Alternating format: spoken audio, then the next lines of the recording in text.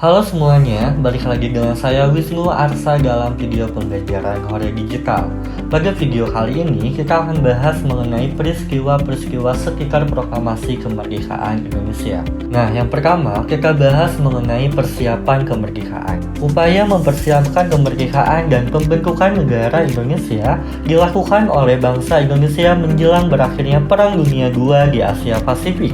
Pada akhir tahun 1944, tentara Jepang mulai terdesak oleh pasukan sekutu. Kekalahan tentara Jepang ini dalam berbagai front pertempuran menjadi berita yang menarik bagi bangsa Indonesia. Pada tanggal 7 September tahun 1944, Perdana Menteri Kunaichi Koiso memberikan janji kemerdekaan kepada bangsa-bangsa di daerah pendudukan Jepang, termasuk bangsa Indonesia. Bangsa Indonesia menyambut baik janji tersebut walaupun menyadari bahwa tindakan Jepang dimaksudkan untuk menarik simpati rakyat Indonesia agar tetap mendukung pasukan Jepang yang hampir mengalami kekalahan melawan sekutu. Kemudian, tindakan yang dilakukan oleh pemerintah Jepang untuk memberikan kemerdekaan Indonesia yaitu dibentuknya BPUPKI atau Badan Penyelidik Usaha-Usaha Persiapan Kemerdekaan Indonesia atau bahasa Jepangnya Dokurushi Jumbi Kosakai. Nah, pada tanggal 1 Maret tahun 1945, Panglima Tentara Jepang yakni Letnan Jenderal Kumaichi Harada mengumumkan dibentuknya Badan Penyelidik Usaha-Usaha Persiapan Kemerdekaan Indonesia atau yang disingkat dengan BPUPKI. Pembentukan organisasi ini merupakan bentuk realisasi rencana kemerdekaan yang digulirkan oleh Perdana Menteri Kunaichi Koiso.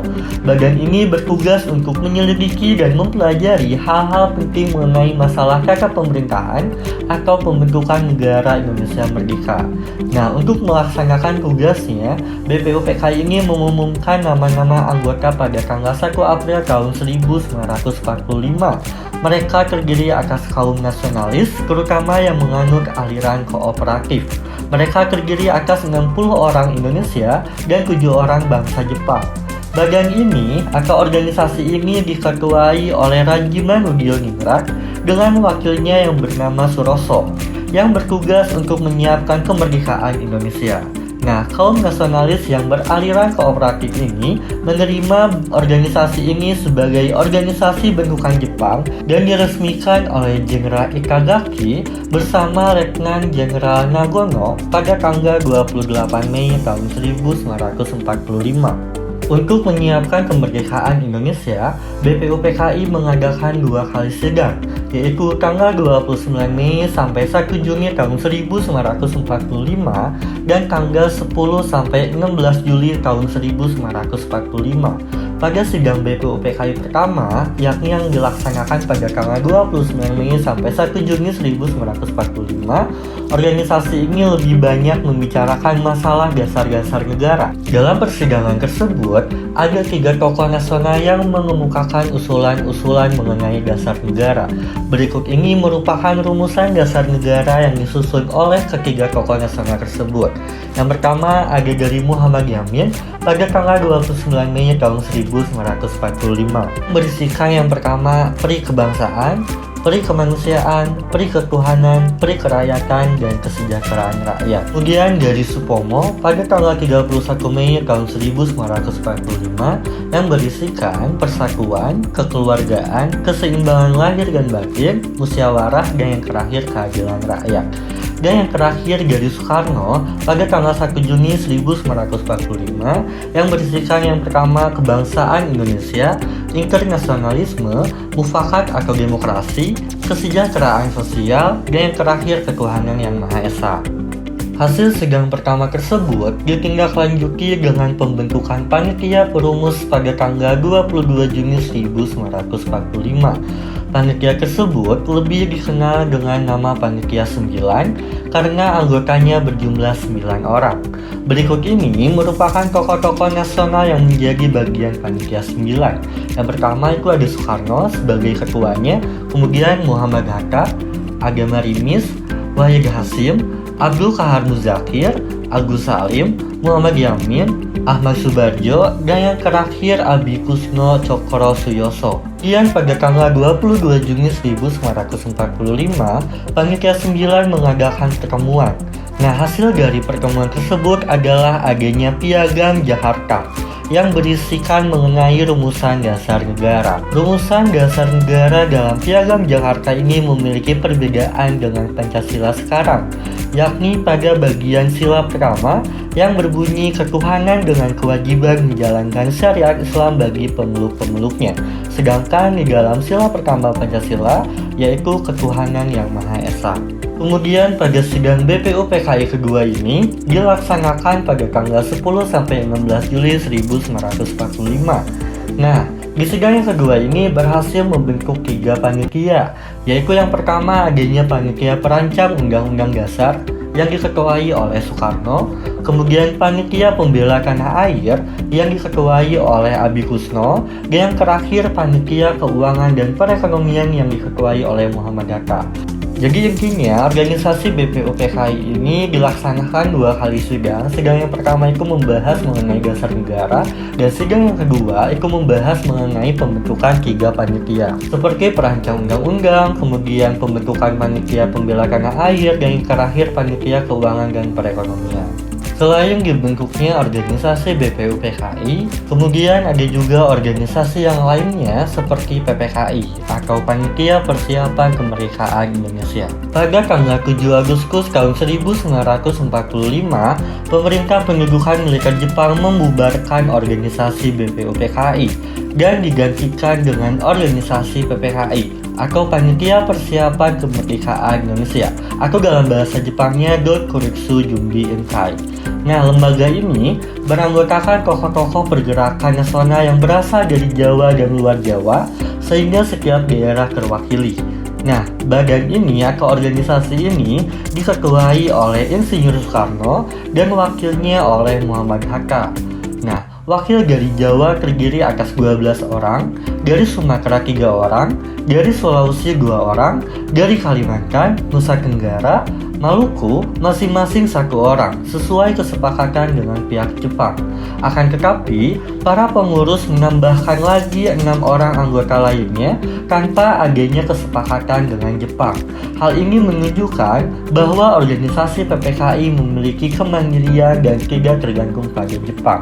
Kemudian, PPKI ini dipimpin oleh Insinyur Soekarno segera mengirimkan 3 orang ketua, yakni Soekarno, Muhammad Hatta, dan Rajiman Budioningrat untuk berkunjung ke Dalat, yakni Vietnam Selatan, pada tanggal 9 Agustus tahun 1945. Tujuannya untuk mengetahui perkembangan lebih lanjut mengenai sikap pemerintah Jepang terhadap rencana kemerdekaan Indonesia. Ketika sampai di Dalat, ketiga tokoh PPKI ini diterima baik oleh Marsikal Terauchi, yakni Panglima Manggala seluruh Asia Tenggara, pada tanggal 11 Agustus tahun 1945. Marsikal Terauchi ini menyampaikan kepada ketiga pemimpin tersebut tentang keputusan pemerintahan Jepang untuk memberikan kemerdekaan kepada Indonesia.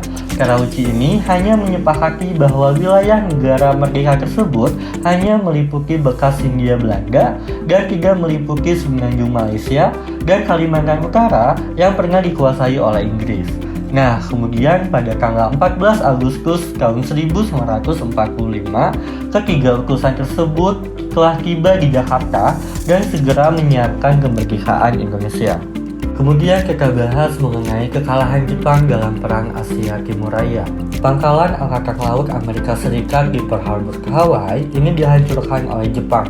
Kemudian, Kaigun atau Angkatan Laut Jepang ini mengirimkan 4 kapal induk ke Kepulauan Midway di tengah Samudra Pasifik untuk menghabisi sisa armada Pasifik Amerika Serikat. Nah, alih-alih mengalahkan armada Amerika Serikat, kode komunikasi rahasia Kaigun ini berhasil dibuka oleh pihak Amerika Serikat. Jumlah kekuatan musuh bisa diketahui dengan pasti, waktu serangan Jepang juga diprediksi dengan tepat, sehingga armada Jepang dapat dihancurkan dalam pertempuran oleh Amerika Serikat. Nah, kekalahan di Midway ini sangatlah telak sehingga pihak Kaigun menutupi kabar tersebut agar tidak diketahui oleh publik Jepang, bahkan hingga akhir Perang Pasifik. Nah, kekalahan di Midway ini membawa dampak buruk bagi militer Jepang seperti adanya efek domino, serta perang-perang berikutnya Jepang selalu mengalami kekalahan di Pasifik. seperti Pulau Saipan, Iwo Jima, dan Okinawa yang berhasil dikuasai oleh sekutu. Padahal, pulau-pulau tersebut memiliki peranan yang sangat penting bagi keamanan militer Jepang. Kekalahan-kekalahan yang dialami oleh Jepang ini membawa Jepang semakin terdesak dalam kancah pertempuran di Pasifik. Untuk membantu dalam pertempuran tersebut, Jepang berusaha mencari simpati dari bangsa Indonesia dengan cara memberikan janji kemerdekaan yang disampaikan Perdana Menteri Koiso dan direalisasikan dengan pembentukan BPUPKI serta PPKI yang sudah saya jelaskan sebelumnya. Nah, kemudian adanya peristiwa bom atom. Nah, pada tanggal 26 Juni 1945, ada 3 pemimpin negara yang tergabung dalam sekutu, yaitu Amerika Serikat, kemudian Inggris Raya, dan Cina, yang melaksanakan konferensi di kota Potsdam, yakni di Jerman, yang menghasilkan sebuah deklarasi mengenai kekalahan Jepang, yang kemudian dikenal dengan deklarasi Potsdam. Isi dari deklarasi tersebut, semua penjahat perang harus diadili secara keras, termasuk mereka yang melakukan kekejaman terhadap para tawanan. Kemudian juga, pemerintah Jepang harus memberi kebebasan dan memberlakukan demokrasi, serta penghormatan atas hak-hak asasi manusia. Selain itu, pemerintahan Jepang juga diberikan kesempatan untuk memilih mengakhiri perang kepada sekutu dengan cara menyerahkan tanpa syarat atau memilih untuk penghancuran secara besar-besaran. Namun sayangnya, Jepang menolak isi deklarasi tersebut. Atas dasar sikap Jepang tersebut, Amerika Serikat menjatuhkan bom di kota Hiroshima dan Nagasaki. Bom nuklir Little Boy dijatuhkan di kota Hiroshima pada tanggal 6 Agustus tahun 1945. Kemudian bom nuklir Fat Man dijatuhkan di kota Nagasaki pada tanggal 9 Agustus tahun 1945. Bom yang diledakkan di 2 kota Jepang tersebut menyebabkan ratusan ribu penduduk Jepang meninggal dunia dan ratusan ribu lainnya mengalami cacat.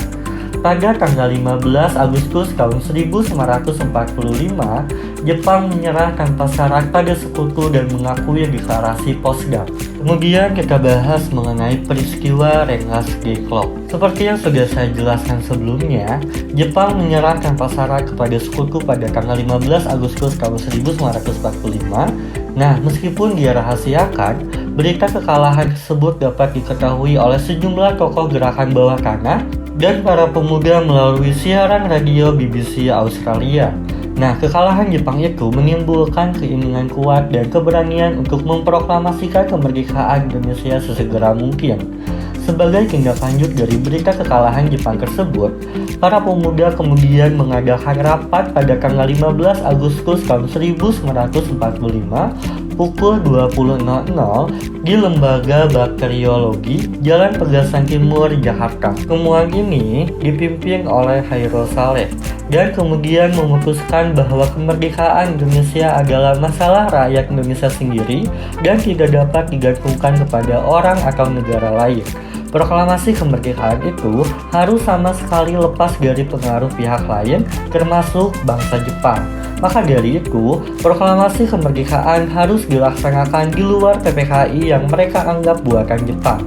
Selain itu juga, rapat ini mengusahakan untuk berunding dengan Soekarno-Hatta yang saat itu baru tiba dari Vietnam Selatan. Keputusan rapat pemuda ini disampaikan oleh Wikana dan Darwis kepada Soekarno dan Hatta.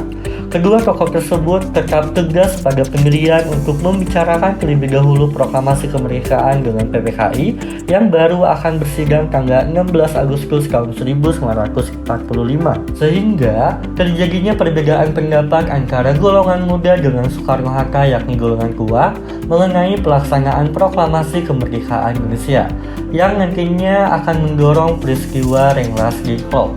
Nah, peristiwa Rengas Dengklok ini merupakan peristiwa penculikan Soekarno-Hatta pada tanggal 16 Agustus tahun 1945 ke kota Rengas Dengklok oleh kalangan pemuda dalam rangka mempercepat pelaksanaan proklamasi kemerdekaan Indonesia. Nah, di Rengas Dengklok, kalangan pemuda ini kembali mendesak Soekarno-Hatta agar proklamasi kemerdekaan segera dilaksanakan tanpa kaitan apapun dengan Jepang. Kemudian, di Jakarta terjadinya diskusi antara kalangan tua dengan kalangan muda. Kalangan tua ini atau golongan tua ini diwakili oleh Ahmad Soebardjo, dan kalangan muda atau golongan muda ini diwakili oleh Wikana, yang telah berhasil menyepakati kesepakatan bahwa pelaksanaan proklamasi kemerdekaan pada tanggal 17 Agustus 1945 sebelum pukul 12.00 waktu Indonesia Barat. Atas dasar kesepakatan itu, Ahmad Soebardjo berangkat ke Rengas Dengklok untuk menjemput Soekarno-Hatta. Nah, ketika di Rengas Dengklok, Ahmad Soebardjo meyakinkan Soekarno-Hatta bahwa Jepang memang telah menyerah. Kemudian, ia meyakinkan kalangan pemuda untuk melepaskan Soekarno-Hatta dengan jaminan berupa taruhan nyawa dan kesepakatan yang telah diperoleh di Jakarta. Dengan jaminan tersebut, akhirnya Soekarno-Hatta dapat kembali ke Jakarta. Selanjutnya kita bahas mengenai perumusan dan pengesahan teks proklamasi kemerdekaan Indonesia. Nah, perumusan teks proklamasi kemerdekaan ini dilakukan di Rumah Laksamana Muda Tadashi Maeda di Jalan Imam Bonjol nomor 1 Jakarta. Dipilihnya rumah beliau karena tempat ini dianggap paling aman dari ancaman pemerintahan militer Jepang. Perumusan dan penyusunan teks proklamasi kemerdekaan Indonesia dilakukan oleh Soekarno, Muhammad Hatta, dan Ahmad Soebardjo. Peristiwa tersebut disaksikan oleh Soekarni, B.M. Dia, Sugiro, dan Sayuki Melik. Dan tokoh-tokoh lainnya seperti golongan tua dan muda ini menunggu di serambi depan. Soekarno menulis konsep teks proklamasi kemerdekaan pada secari kertas, sementara Muhammad Hatta dan Ahmad Soebardjo menyumbang pikiran secara lisan. Nah, konsep proklamasi kemerdekaan ini terdiri dua kalimat. Kalimat pertama merupakan pernyataan kemauan bangsa Indonesia untuk menentukan nasibnya sendiri. Kemudian kalimat kedua merupakan pernyataan mengenai pengalihan kekuasaan. Nah, setelah konsep teks proklamasi kemerdekaan selesai dirumuskan, Soekarno membacakan konsep teks proklamasi kemerdekaan di hadapan hadirin yang hadir saat itu. Konsep tersebut disetujui dengan sedikit perubahan. Atas usulan Soekarni, teks proklamasi ditandatangani oleh Soekarno-Hatta atas nama bangsa-bangsa Indonesia. Kemudian, tulisan Soekarno itu diketik oleh Sayuki Melik dengan sedikit perubahan yang telah disetujui.